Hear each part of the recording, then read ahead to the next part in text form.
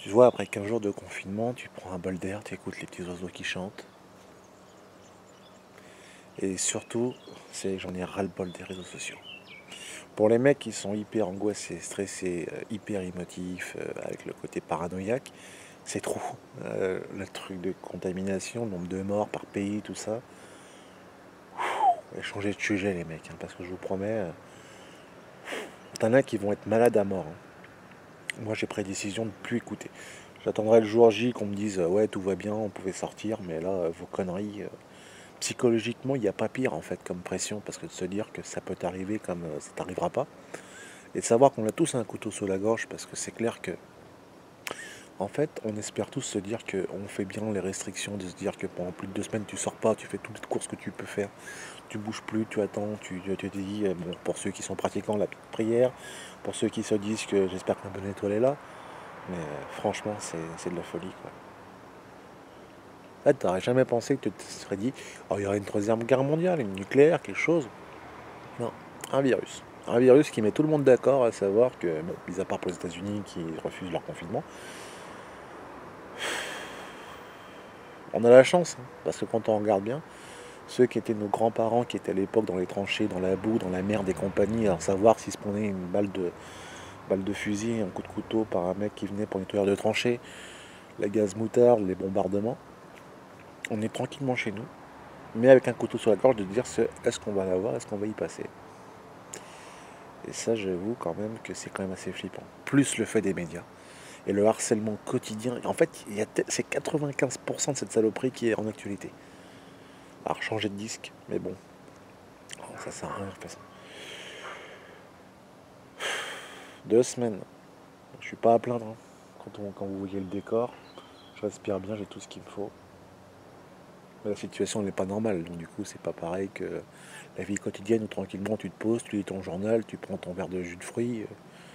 Là, c'est complètement le cas inverse, quoi. Le ciel est bleu. Donc voilà. On fait aller. Moi, chez moi, à titre personnel, il y a pas mal de personnes qui l'ont. Mais tous ceux qui l'ont eu se sont quand même pas mal tirés. Ils sont restés chez eux. Et après, les trucs passent. Donc, nous, on va dire qu'on est bénis. On sait qu'il est autour de nous, qu'il est à 10, 20, 30 mètres de pâté de maison. Mais voilà. Peut-être que je l'ai, peut-être que je le sais pas. Et puis voilà. Enfin, voilà. Il y a un truc qui est sûr. Et ça, je le dis à titre perso par rapport à la vidéo. Quand j'entends un mec qui, soi-disant, est l'élu des Français, parce que je peux pas t'appeler par ton prénom, c'est voilà, ni ton nom parce que je te respecte pas du tout. Quand tu dis ouais, on n'est pas responsable, si, si, tu l'es. Pour moi, vous l'êtes, mais à 200 000%. Entre la fermeture des frontières, le fait de dépister, le fait de ne pas écouter le corps médical et que ce soit que la politique qui gère, on voit dans la merde qu'on est. Et à l'heure d'aujourd'hui, toute la population, et je parle pas que de la population ça de la France, mais l'ensemble de tous les pays avec ce stress et ce couteau sur la gorge en se disant quand est-ce que les glaouis, on va tous y passer. Merci pour ça.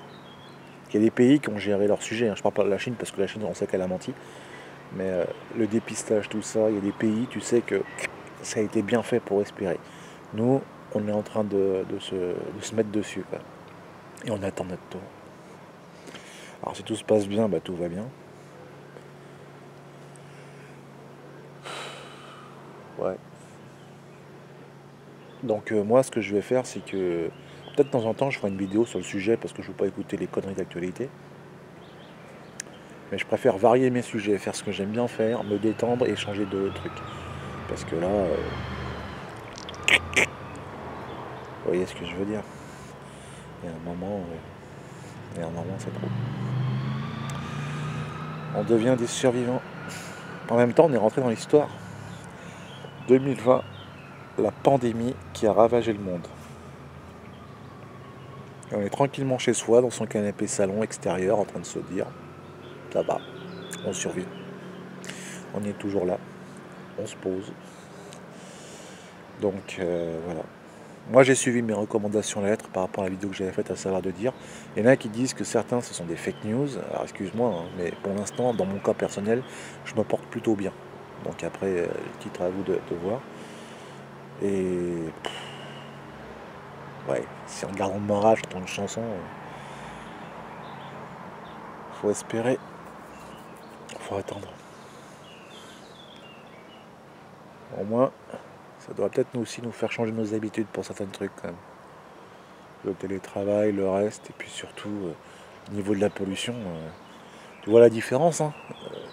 Le ciel bleu de Lyon, un bleu ciel sans pollution, ça change la vie, hein. C'est clair. Enfin voilà. Bon. J-21, J-30, parce qu'à ce qui paraît pour le confinement, c'est peut-être pas mai, c'est peut-être juin, c'est peut-être septembre. On est en train de commencer à faire les paris locaux. Quand est-ce qu'on va être libéré de la Scoumoun? C'est chiant. Donc, ouais. Courage à tous.